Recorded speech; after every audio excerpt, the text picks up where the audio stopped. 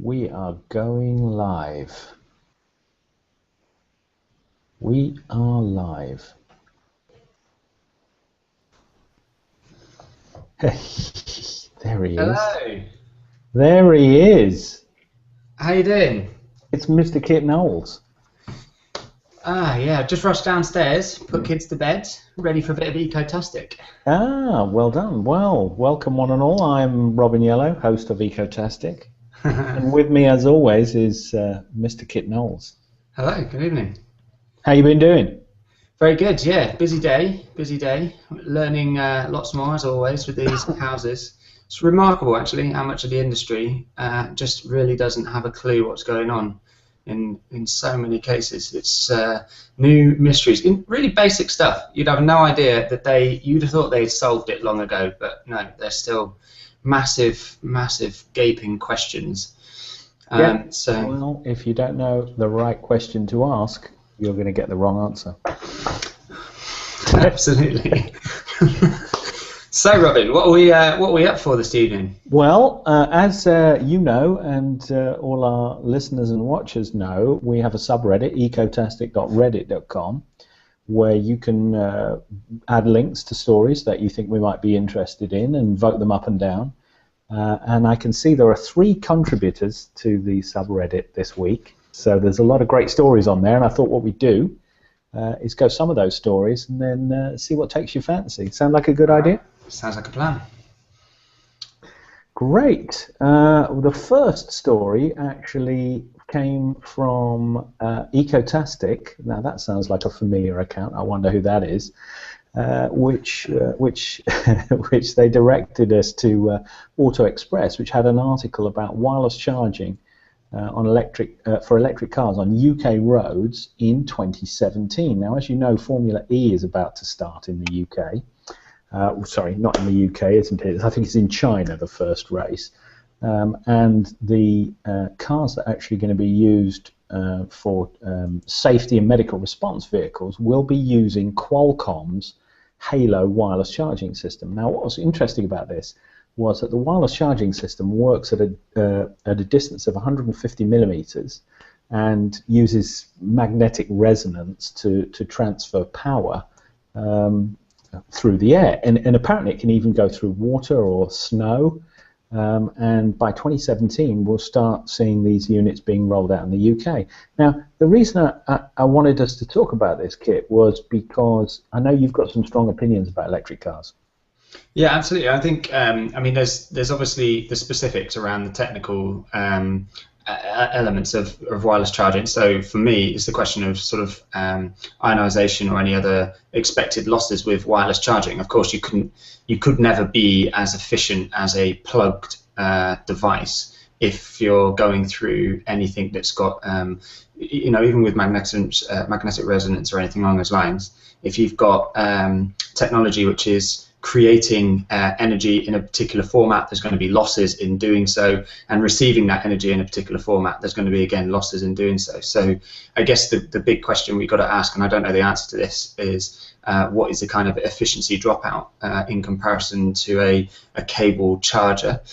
So that's the specific questions I've got around the actual technology, but the broader question is whether or not the UK is right in gearing itself up for an electric vehicle economy, on the basis that electricity as it stands, just some broad level, high level statistics, is you're talking around about 2.5 times more carbon intensive per kilowatt hour. So per unit of energy, it's producing 2.5 times more carbon than, let's say, if you took an equivalent energy source such as gas. And that's on the basis that gas is actually one of the predominant fuels for the actual generation of the electricity in the main.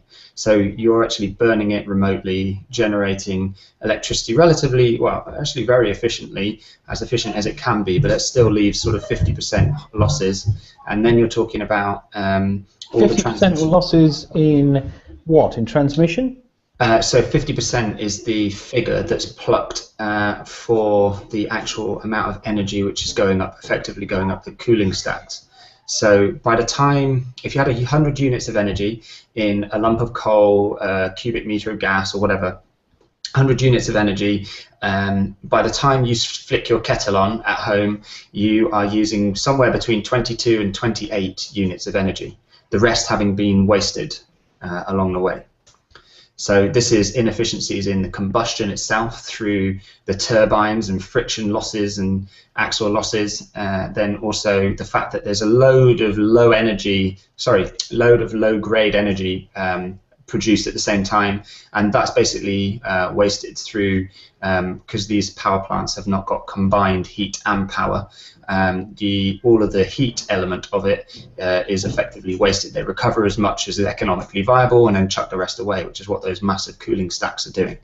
So there's all sorts of inefficiencies there, and then you've got the transmission losses, and then you've got at the other end, you've got all the inefficiencies of your house in terms of how it receives the energy. Voltage optimization is quite a big technology, and that's all about recovering more of those inefficient elements at your property side of things, and the device itself, the kettle or whatever, has loads of inefficiencies. So there's massive losses all the way across, and that's counting, adding up to these really significant sort of carbon contributors, and you're getting to the point where you've got gas, which is 2.5 times less carbon if you burnt gas in your home to produce heat than it would be if you used electricity, and that's reflected in the cost as well.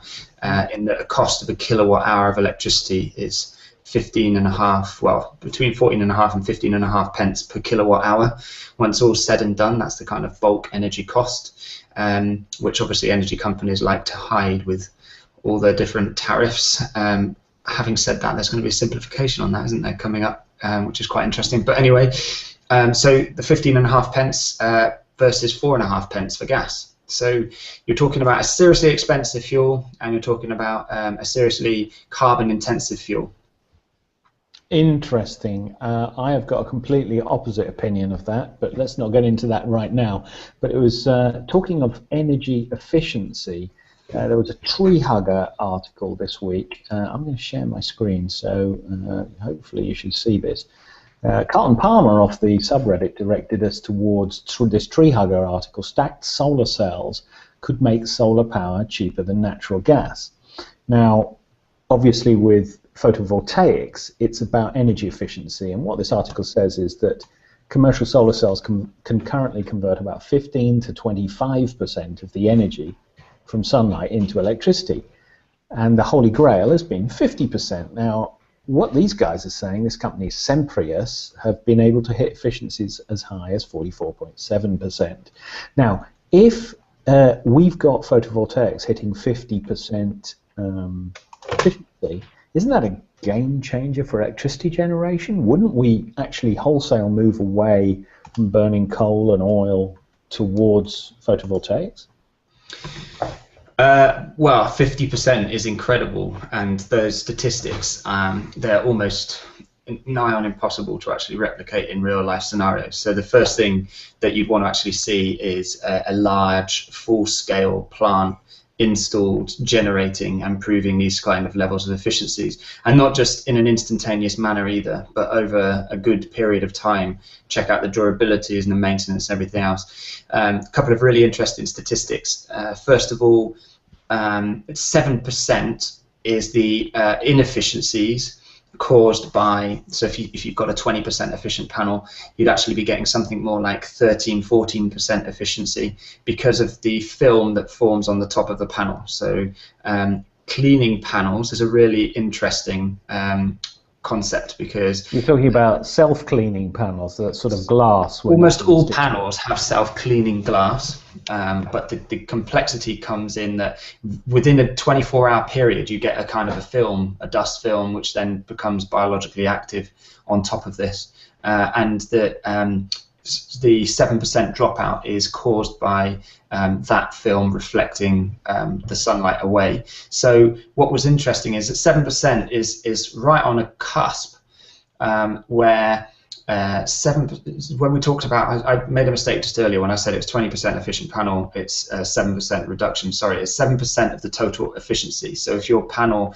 is 20%, if it's producing 100 units of energy, then it's 7 units of energy that's affected by this film. So it's not as significant as I just made out. But the The interesting thing is that that 7% of the total generation is, if you clean the panel, because it comes back so quickly, that inefficiency, the frequency of regularly cleaning your panel to get that efficiency boost is right on the cusp of just paying for the worthwhile of cleaning it. So almost nobody bothers to clean them, because actually, interestingly enough, once it's hit that 7% degrading in energy efficiency, it then stays like that for about 5 years before you really need to start to get some of the hard cake stuffed off. So that's what the self-cleaning process does, is it maintains that level of efficiency.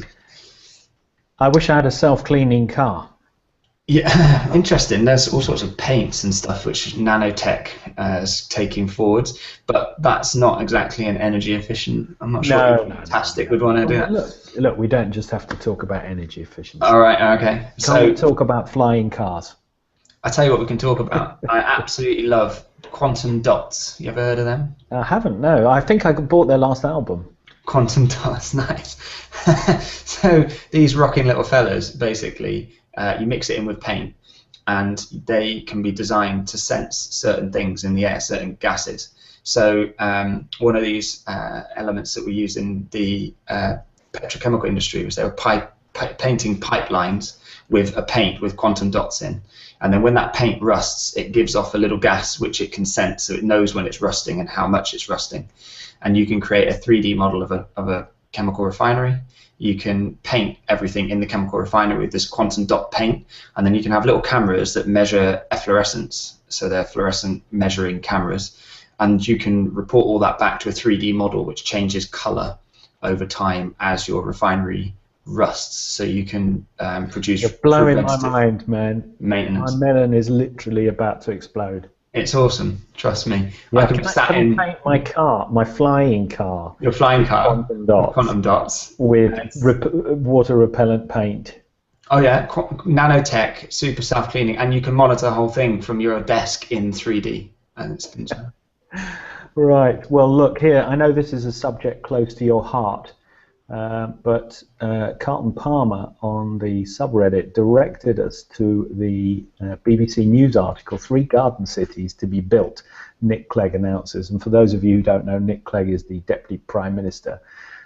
Now, this is in the UK. We're going to build more than 15,000 homes to deal with the housing shortage in the UK, and this enormous amount of cash, 2.4 billion pounds, which is over $3 billion US dollars, will be made available for developments up to 2020. Now, I know that there's a difference in building regulations for houses. Kit, you've told me about this many times, but to what sort of level of, or to what standard of construction will these houses be built?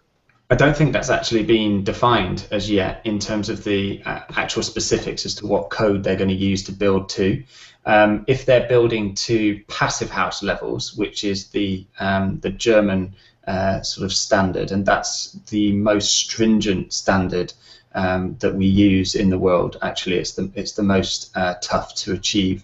Then we could be getting into a position where you've got a hell of a lot of houses that require extremely little energy input to run, so they're almost entirely self-sustaining from the perspective of heat and hot water and electricity.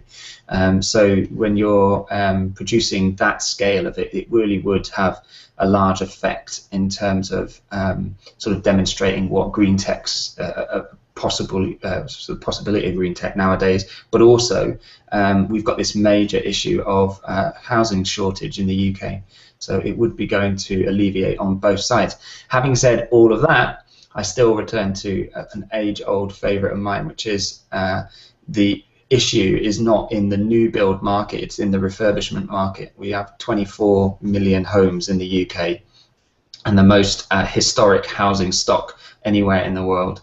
Anywhere in the world? Yep, we have the oldest, most varied housing stock of any country in the world. Yeah, but that's why we get so many foreign tourists, because they want to see our old crumbling housing stock. Yeah, exactly. So, but we have a lot of them. There's 24 million of them, and one of my favourite statistics is that by the time we get to 2050, which is when all our legal obligations come in, we will actually still have 80% of the houses that are around then.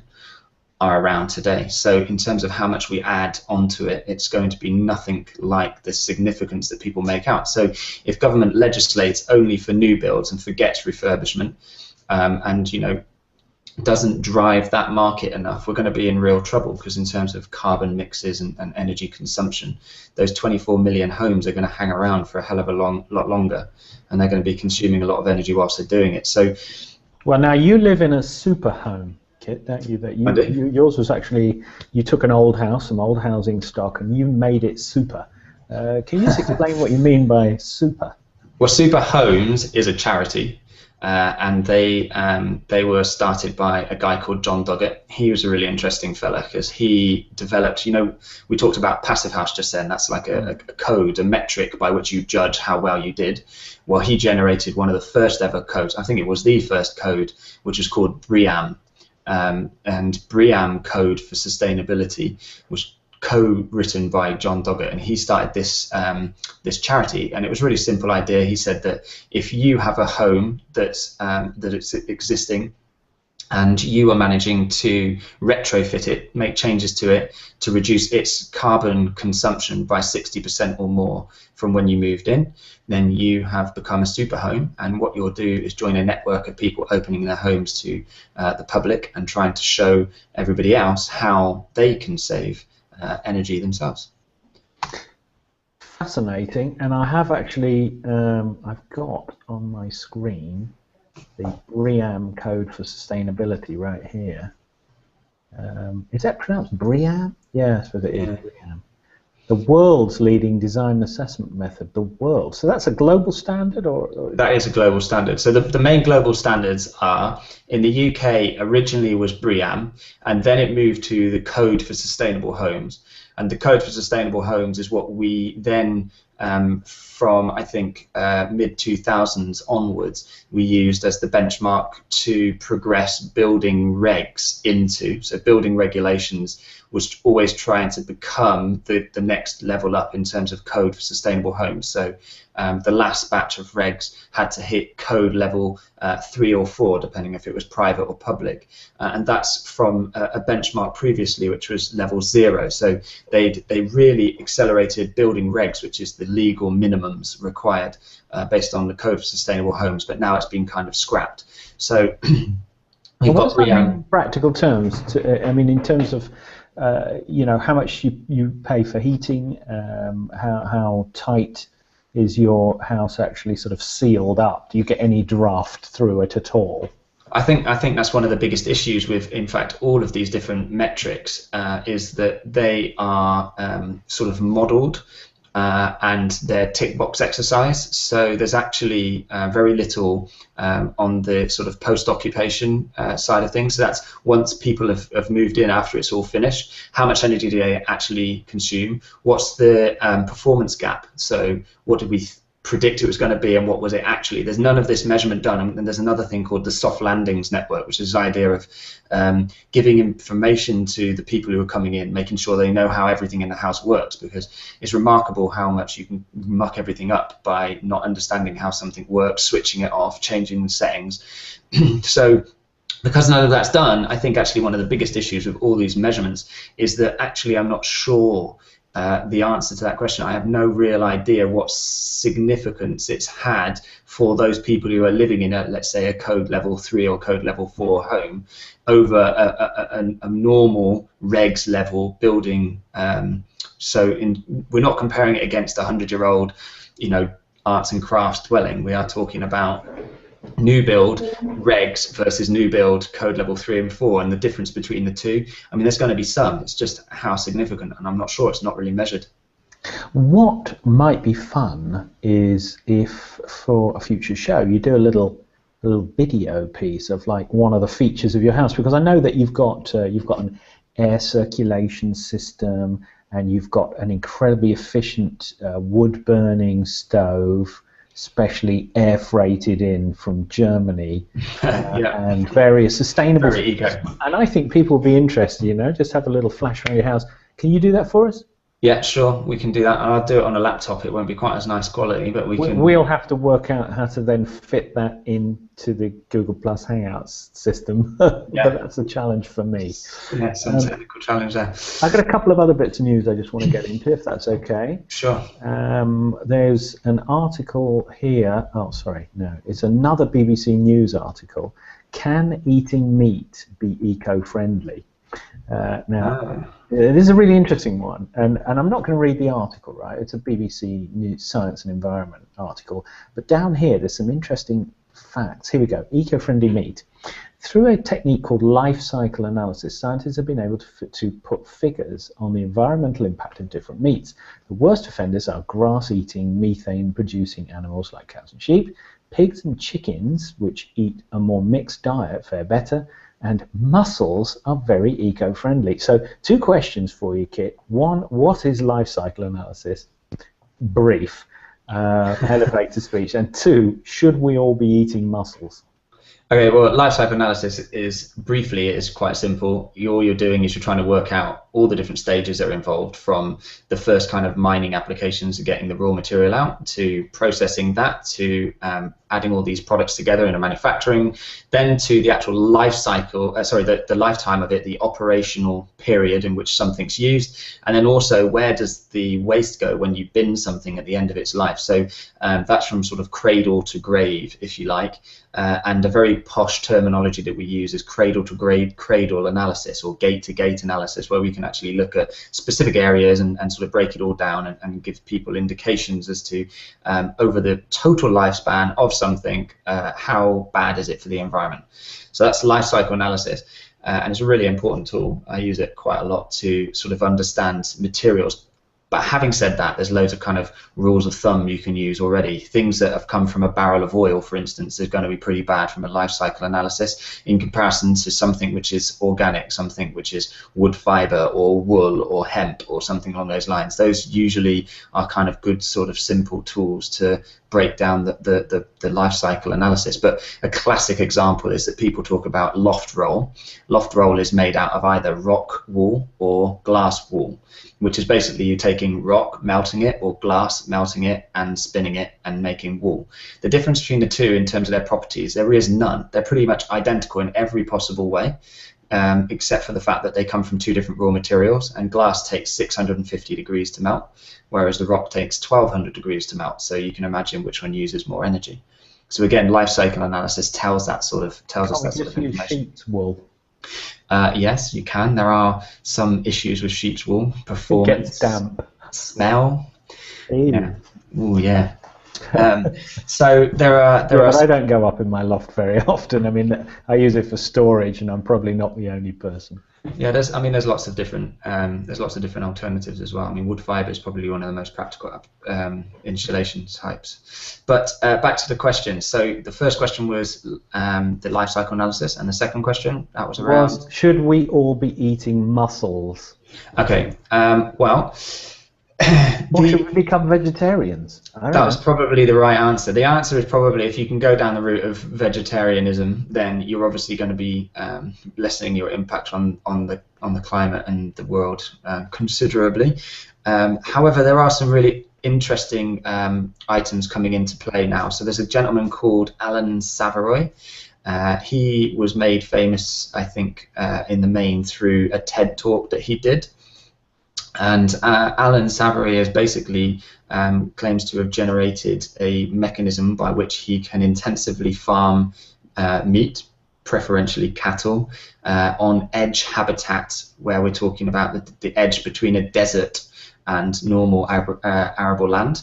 And he can reform that edge habitat, which is being desertified. He can reverse that desertification through intensively farming, which is kind of bizarre, but it means that we get loads of meat out the other end of it, and also methane reduced meat, but also the land itself. And this is the big deal. We're recovering land that would have been desert, and the topsoil that's laid down as part of that process contains a huge quantity of carbon, an absolutely massive quantity of carbon. And considering, so in terms of our land mass, that I think it's a third of our landmass is desert, or is it 2/3? I can't even remember, but it's humongous amounts of our landmass is desert, and all of the edge we can start to attack with this mechanism. And his calculations have shown that he can start to reverse the carbon direction, which is currently very much in the positive with all human activity. He could reverse that if everybody did a global approach on all of this. So watch his TED Talks, fascinating anyway. But there's lots of arguments going on in The Guardian at the moment, literally the last week or two. One was a guy who had a massive negative spin against his stuff, saying that it's all rubbish, there's no scientific evidence. And then another guy within the same newspaper coming back and saying, actually, there's loads of evidence. So very interesting stuff. But you know, it's interesting. I often hear a lot of those debates and arguments where one person has one opinion and somebody refutes it, and to the point where we had what's that global organization for climate change that did all the research? IPCC. The IPCC, where you have Intergovernmental Panel for Climate Change. That's the one, where incontrovertible facts were being published by the IPCC, and still yet there were high-profile individuals saying, oh, it's rubbish, it's made up, it's not true. I mean, goodness me, if ever there was an industry where you didn't know what to believe, or there was fear, uncertainty, and doubt being peddled, it's this one. Absolutely, undoubtedly, and it's the real issue. I mean, for me, the most obvious feedback you need for that sort of logic is when you start to look into the lobbying on this industry, the lobbying that's involved in product placement around the Green Deal or any of the other major kind of government approaches to the construction industry, and you find that 90% of all lobby representatives come from just a couple of major companies in the industry. So you get this. I mean, one of the funny tag words we always use, tag phrases we always use, is this Kingspan funded industry. So the idea around insulation being always the best approach in terms of retrofit, that's very much perpetuated by Kingspan, and a lot of our issues as well involving sort of damp and mold and other problems caused by our actions in older houses are all down to these type of Kingspan products. So there's not trying to pick on Kingspan here any more than the norm, but the reality is that the lobbying being 90% funded by and represented by just a couple of major companies means, of course, the legislation is always going to be swayed towards those products, and so we are going to be always inundated with basically some fact but a lot of rubbish that we need to sort of clean the wheat from the chaff, you know. Well, talking about the Green Deal, Carlton Palmer on the Reddit directed us towards this eco-business article. Korea expands global presence in eco-friendly technology. We're engaged in a whole gamut of work for the industry, says KETI President Kim Jong-yu, who told the Korea Herald this week, from technology development to industrial promotion, or from authentication of eco-friendly products and a green lifestyle campaign. Now, I mean, you could cynically look at that and say they see a business opportunity, so they're sticking a green sticker on it. But you know, you mentioned the Green Deal. There are a lot of government-backed schemes that are a lot of these things started by national governments, which can get a lot of traction and actually get people talking about this stuff, which I suppose is the start of the process. Yeah, there's still a massive number of the sort of UK citizens that really don't understand or know about a huge part of this industry. It's an entire industry that's unknown by large quantities of the population. So there's obviously everybody an educational step really that everybody needs to go through. But there's also, when you're talking about that, it's really critical to know the difference between a technology that's claiming to be eco and one that actually is.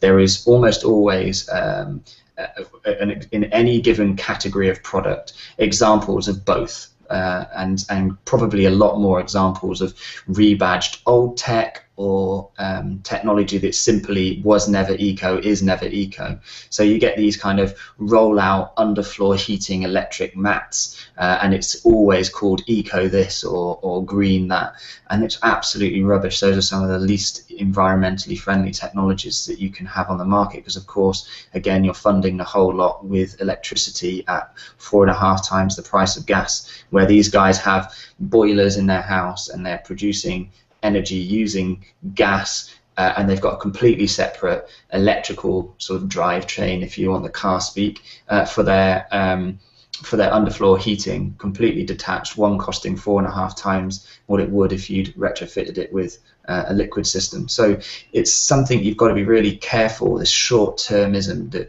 the attractiveness of underfloor heating versus the actual practicality of having it run with electricity or gas, in effect. So, but it is a fact, isn't it, that to run an underfloor heating system, you can run that as low as 30 degrees. Whereas the comparable radiator-based system would have to have water at 50-60 degrees. But then that's a very interesting point. What you're getting onto there is something called low temperature distribution.